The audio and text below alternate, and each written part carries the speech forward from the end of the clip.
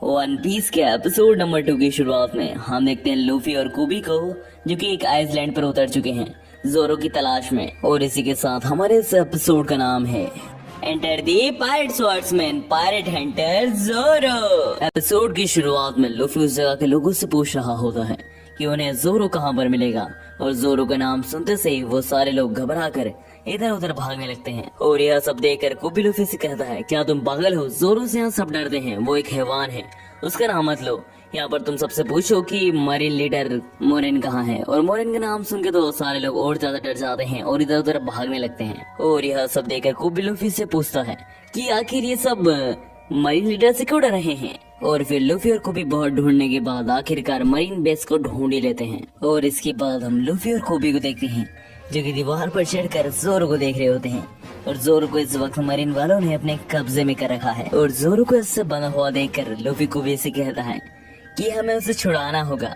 जिस पर कुबी कहता है, अरे तुम पागल हो गए हो क्या, वो छूटते से तुम्हें मार डालेगा। और लूफी और कुबी की इन्हीं बातों के बीच में लूफी और कुबी देखते हैं कि एक लड़की जोरो के पास आ चुकी है, और वह जोरो के लिए एक राइस केक लेकर आई है। और वह जोरो को ही राइस केक देने की सोच ही रही होती है। इसी बीच वहाँ पर मरीन के कुछ लोग आ जाते हैं, और उन्हीं लोगों में से एक आदमी उस लड़की से वो दोनों डम्पलिंग्स छीनकर लातों से उन्हें खराब कर देता है।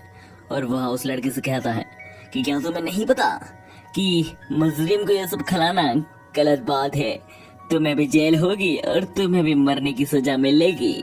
और ये आगे कर वो आदमी उस लड़की को दीवार से नीचे फेंकने के लिए उन दोनों लोगों से कह देता है। और इसी बीच वो लड़की काफी रो रही होती है अपनी इतनी मेहनत से बनाए गए राइस बॉल्स को ऐसा मसले जाते हुए देखकर। और वहीं दूसरी तरफ वो दोनों लोग काफी हैरान होते हैं एक छोटी सी लड़की को दीवार से फेंकने की सजा सुनकर।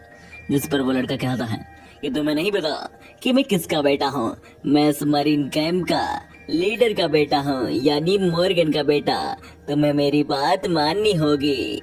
और यह सब सुनकर वो दोनों लोग उस लड़की को फेंकने के लिए तैयार हो जाते हैं, और वो दोनों लोग दीवार पर चढ़कर उसे फेंक भी देते हैं। पर सही समय पर कूदकर लूफी उस लड़की को बचा लेता है। और इधर दूसरी तरफ मॉर्गन का बेटा जोरो से कह रहा होता है, क्या तुम अभी तक जिंदा हो जोरो, तुम जल्द ही मर जाओगे। और यहाँ कहकर मॉर्गन का बेटा वहां से जाने लगता है। तभी जोरो कहता है, तुम बस 10 दिन और रुक जाओ, फिर मैं बताता हूँ तुम्हें कि क्या चीज हूँ मैं। मॉर्गन के बेटे के जाने के बाद लूफी जोरो के सामने आकर उससे कुछ कहने लगता है। और इसी बीच जोरो लूफी से कहता है कि वो राइस केक मेरे मुंह में डालो। जिस पर लूफी कहता है, क्या तुम ये खाने वाले हो, ये पूरा गंदा हो चुका है। जिस पर जोरो कहता है, तुम बस मेरे मुंह में डालो। और इसके बाद लूफी जोरो के मुंह में वो राइस केक डाल देता है और जोरो से खा भी लेता है। और यह सब देखकर लूफी समझ जाता है कि जोरो दिल का खराब आदमी नहीं है। और फिर नेक्स्ट सीन में हम देखते हैं कि वो लड़की लूफी के पास बैठी हुई होती है, जहाँ पर वो लड़की लूफी को बताती है कि कैसे उसको बचाने के चक्कर में जोरो पकड़ा गया मरीन वालों के हाथ। और उधर दूसरी तरफ हम जोरो को देखते हैं जो कि कैसे अपने बचपन की यादों को याद कर रहा होता है।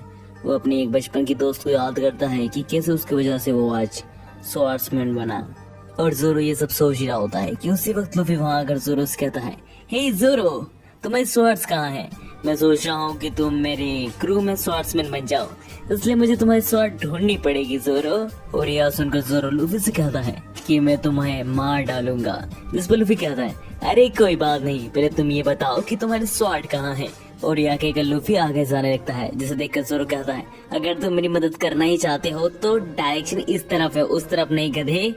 और यह सुनकर लूफी अपनी गम गम पावर का इस्तेमाल कर उस डायरेक्शन में जाने लगता है, जिसे देखकर जोरो कहता है, आखिर ये क्या चीज है, ये एक रबड़ है।